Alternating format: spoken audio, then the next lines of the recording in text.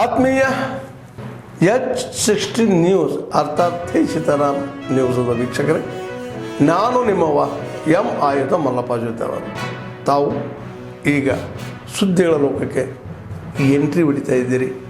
ಈ ಸುದ್ದಿಗಳನ್ನು ಪ್ರತಿಯೊಂದು ನೋಡೋ ಜೊತೆಗೆ ನಿಮ್ಮ ಅಭಿಪ್ರಾಯಗಳನ್ನು ಹಚ್ತಾ ಇರ್ರಿ. ಯಾಕಂದರೆ ಈ ಸುದ್ದಿಗಳು ನಿಮಗಾಗಿ, ನಿಮ್ಮ ಬದುಕಿಗಾಗಿ, ನಿಮ್ಮ ವೈಚಾರಿಕೆಗಾಗಿ, ನಿಮ್ಮ ತಿಳುವಳಿಕೆಗಾಗಿಯೂ ನಿಮಗೂ ಗೊತ್ತು. ಜೊತೆಗೆ ನಮಗೂ ನಿಮ್ಮೊಂದಿಗೆ ಇದೊಂದು ಮಾತಾಡುವಂಥ ಜೊತೆಗೆ ಸುದ್ದಿಗಳನ್ನು ಬಿಡುವಂಥ ಕೆಲಸ. ಈ ಕೆಲಸದಲ್ಲಿ ನಾವು ನಿಮ್ಮೊಂದಿಗಿದ್ದೀವಿ ಅಂತ ಹೇಳ್ತಾ ನೋಡ್ತಾ ಇರಿ ಈ ಸುದ್ದಿಗಳನ್ನು.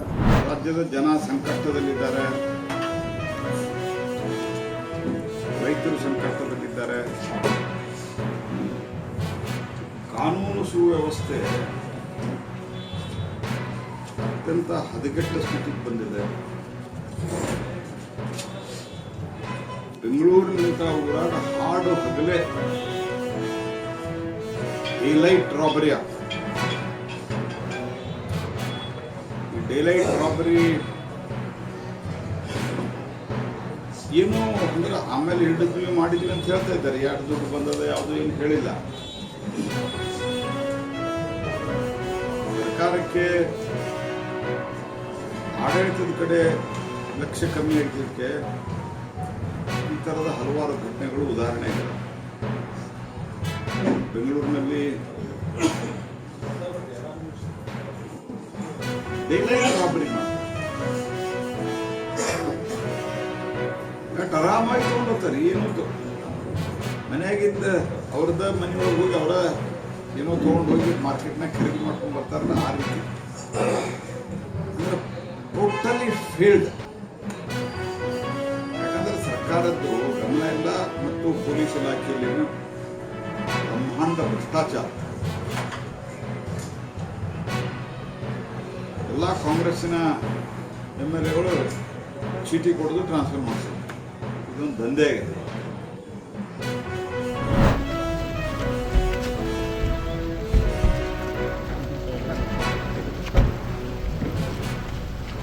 ಸರ್ ಇಲ್ಲ ಸರ್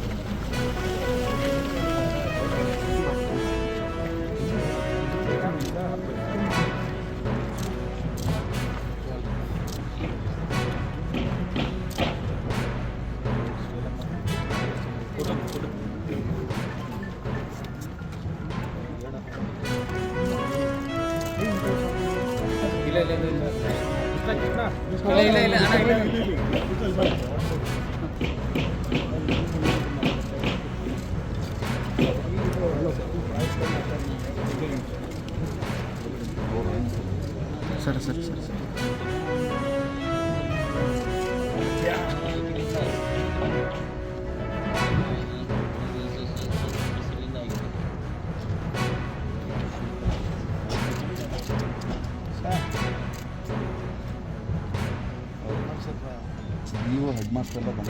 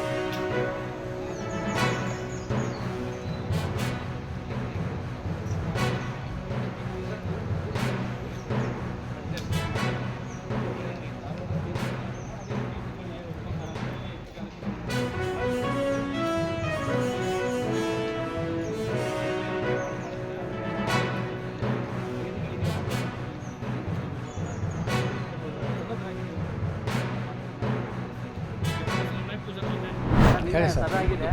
ಬೆಂಗಳೂರಲ್ಲಿ ಸಭೆ ಮಾಡಿದೆ. ಯಾರಿಗೆ? ರಾಜ್ಯಾಧ್ಯಕ್ಷರು ಬದಲಾವಣೆ ಆಗಬೇಕು, ಜಿಲ್ಲಾಧ್ಯಕ್ಷರು ಬದಲಾವಣೆ ಆಗಬೇಕು. ನೋಡಿ, ವಿಜೇಂದ್ರ 2 ವರ್ಷದ ಸಾಧನೆ ಅಂತ ಹೇಳ್ಕೊಂಡು ಹೀನಾಯವಾಗಿ ಉಪಚುನಾವಣೆಯಲ್ಲಿ BJP ಸೋತಿದೆ. ಪಕ್ಷದ ಸಂಘಟನೆ ಎಲ್ಲೂ ಇಲ್ಲ. ತನ್ನ ಚೇಲಾಗಳನ್ನೆಲ್ಲ ಜಿಲ್ಲಾಧ್ಯಕ್ಷ ಮಾಡಿಕೊಂಡು ತನಗೆ ಬಹುಪರಾಕತ್ ಹೇಳ್ಕೋದ್ರ ಸಲುವಾಗಿ ಇವತ್ತು ವಿಜೇಂದ್ರ ಬೊಮ್ಮಾಯರ ಮನೆಗೆ ಹೋದರು, ಸದಾನಂದ ಗೌಡ್ರ ಮನೆಗೆ ಹೋದರು, ಸುನೀಲ್ ಕುಮಾರ್ ಮನೆಗೆ ಹೋದರು. ಎಲ್ಲರಿಗೂ ಹೋಗೋಗಿ ತನ್ನ ಕಾರಿನ ಡಿಕ್ಕಿಯಲ್ಲೇ ಶಾಲು, ಬುಕ್ಕೆ, ಒಳ್ಳೆಯ ಹಣ್ಣುಗಳು, ಬೆಂಗಳೂರಿನ ಲಾಲ್ಬಾಗ್ದಿಂದ ತಂದಂಥ ಹಣ್ಣುಗಳು ಸ್ವತಃ ವಿಜೇಂದ್ರನ ಚೇಲಾಗಳು ತೊಗೊಂಡೋಗಿ ಬೊಮ್ಮಾಯಿಯವ್ರಿಗೆ ಮನೆಗೆ ದಿಢೀರ್ನೇ ಹೋಗಿ ಅಲ್ಲಿ ನಾನು ಹಿರಿಯರಾದಂಥ ಅಪಾರ ಅನುಭವವುಳ್ಳಂಥ ಮಾಜಿ ಮುಖ್ಯಮಂತ್ರಿಗಳು ಮತ್ತು ಸಂಸದರಾದ ಬೊಮ್ಮಾಯಿಯವ್ರನ್ನ ಭೇಟಿಯಾಗಿ ಉಭಯ ಕುಶಲೋಪರಿಯನ್ನು ಚರ್ಚೆ ಮಾಡಿ ಪ್ರಸ್ತುತ ರಾಜಕೀಯ ಬೆಳವಣಿಗೆಗಳ ಬಗ್ಗೆ ಮತ್ತು ಪಕ್ಷದ ಸಂಘಟನೆ ಬಗ್ಗೆ ಸುದೀರ್ಘವಾಗಿ ಚರ್ಚೆ ಮಾಡಲಾಯಿತು ಅಂತೇಳಿ ಹಾಕ್ತಾರೆ. ಅಲ್ಲಿ ಹಿಂದೆ ಒಬ್ಬ ಚೇಲ ನಿಂತಿರ್ತಾನೆ, ಒಂದು 4-5 ಚೇಲಗಳು ಅದಾವೆ ವಿಜೇಂದ್ರ.